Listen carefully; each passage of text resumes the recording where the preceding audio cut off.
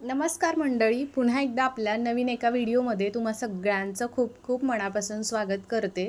तर आज तुम्ही थंबनेलला पाहिलं, हो अगदी बरोबर आहे. आज आपण पालकमध्ये बटाटा घालून खूप मस्त अशी भन्नाट चवीची एक रेसिपी तयार करतोय. आता ही रेसिपी काय बनवली बटाटा घालून, तर ते पाहण्यासाठी तुम्हाला रेसिपी संपूर्ण पाहायची आहे. एकदा का तुम्ही ही रेसिपी लहान मुलांना किंवा घरच्यांना करून खाऊ घातली तर नक्कीच दुसऱ्या वेळी हट्टाने तुमच्याकडून ही रेसिपी बनव म्हणून मागून खातील. पुन्हा कधी बनवतेस म्हणतील, एवढी जबरदस्त होते. चला तर मग रेसिपीला कुठेही न वेळ करता रेसिपीला सुरुवात करूयात. तर इथे पहा, आता आपल्याला पालक घ्यायचं आहे. आता इथे पालक स्वच्छ धुवून घ्यायचा सुरुवातीला. इथे ना आपल्याला देठं वगैरे जास्त घ्यायची नाही आहेत, थोडीशी कोवळी देठं असतील तेवढीच घ्यायची आहेत पहा. आणि या पद्धतीनं आपल्याला स्वच्छ धुवून घेतल्यानंतर चिरून घ्यायचे.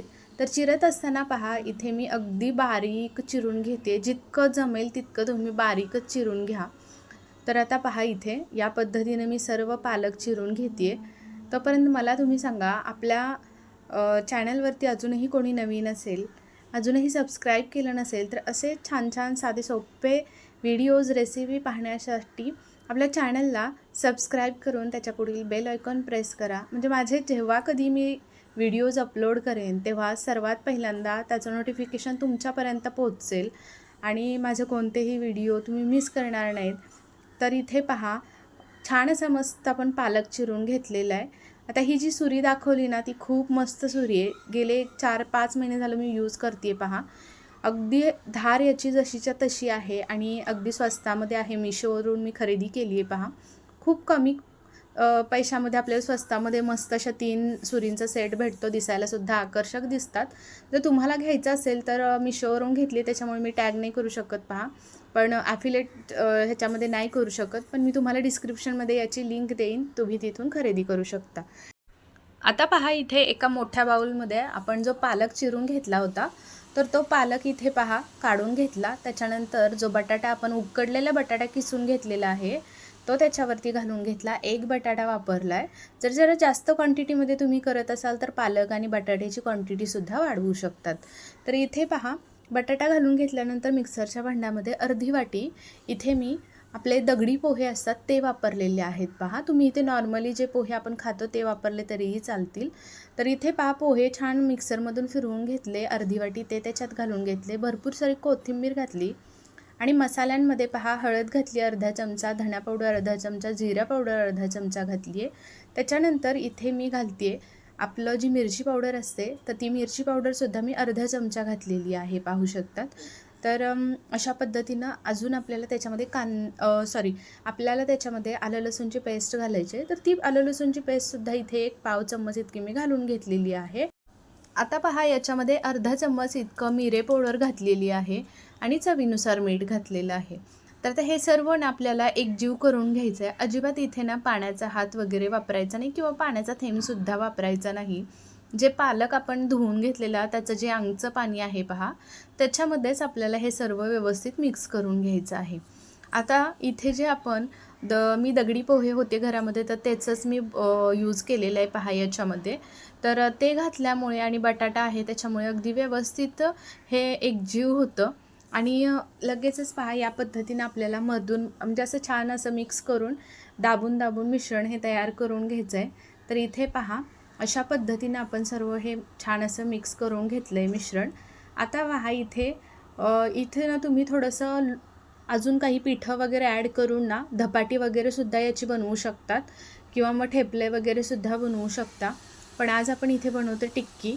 तर जास्त काही नाही, गडबडीत असं करायचं असेल, आपल्याला घाई असेल थोडीशी, तर अशा पद्धतीने तुम्ही झटपट होणारी ही टिक्की बनवू शकता. थोडंसं मिश्रण हातावरती काढून घ्यायचं आणि इथे पहा, गोल करून मस्त अशा या पद्धतीनं दाबून अशी मस्त, अजिबात क्रॅक वगैरे येऊ द्यायचे नाहीत आणि इथे अशा पद्धतीनं टिक्की बनवून घ्यायची पहा. तर एक एक करून आपण सर्व तयार करून घेऊयात. तर लगेच अगदी व्यवस्थित तयार होते, क्रॅक वगैरे अजिबातच जात नाहीत, पाहू शकतात. तर इथे पहा, बाकीचं सर्वसुद्धा मी या पद्धतीनं तयार करून घेते. तोपर्यंत आपला व्हिडिओ इथपर्यंत तुम्हाला थोडा जरी आवडला असेल तर प्लीज व्हिडिओला एक लाईक नक्की करा. तर इथे आता हे बघा, व्यवस्थित अशा पद्धतीनं तयार करून घेऊन सर्व मी काढून घेतलेल्या आहेत. आता इथे आपल्या ह्या सर्व टिक्की तयार झालेल्या आहेत पहा.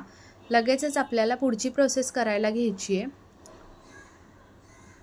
पाहू शकतात कलरसुद्धा खूप छान आला आहे आणि बटाटा आहे त्यामुळे मुलांच्या खूप आवडीचा पदार्थ आहेत हो. आणि इथे पहा आता मी इथे ना थोडेसे ब्रेड क्रम्स घेतलेले आहेत. तुम्ही रव्याचं कोटिंग केलं ना तरीही चालेल.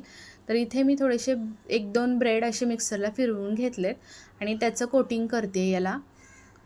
किंवा मग अगदी तुम्ही इथे सोयाबीन वगैरे असतं की नाही आपल्याकडे, ते थोडंसं हलकंसं भाजून घ्यायचं पहा कढईमध्ये वगैरे आणि नंतर ते मिक्सरमधून वाटलं ना अशा पद्धतीनं तयार होतं त्याचा चुरा. तर तो सुद्धा तुम्ही याला लावू शकतात. तर इथे पहा एक एक करून आपण ह्या सर्व टिक्की आहेत त्यांना हे ब्रेड क्रम्स लावून घेऊया. तर याच्याने पहा अगदी आपली टिक्की मस्त अशी कुरकुरीत वरतून तयार होते, आतून सुद्धा मस्त अगदी सॉफ्ट तयार होते. खायला सुद्धा एकदम भारी चवीला लागते ही. तर आता इथे पहा सर्व आपण ब्रेड क्रम्स लावून घेतले आणि साईडला ठेवून दिलेली आहे. आता पॅनमध्ये पहा तेल गरम करायला ठेवलं आहे. तेल छान गरम झालं की एक एक करून याच्यामध्ये आपल्याला हे टिक्की सोडून घ्यायची आहे. मध्यम आचेवरतीच आपल्याला ही टिक्की तळून घ्यायची आहे. गॅसची फ्लेम अजिबात वाढवायची नाही कुठेही. गॅसची फ्लेम आपण जर वाढवली तर कमी जास्त केली तर तेलकट होऊ शकते टिक्की आणि शिवाय जो कलर आहे तो सुद्धा लगेच येऊ शकतो टिक्कीला आणि वरतून मग इतकीशी खायलासुद्धा तितकी कुरकुरीत वाटणार नाही आणि दिसायलासुद्धा मग पहा अगदी करपल्यासारखी दिसेल.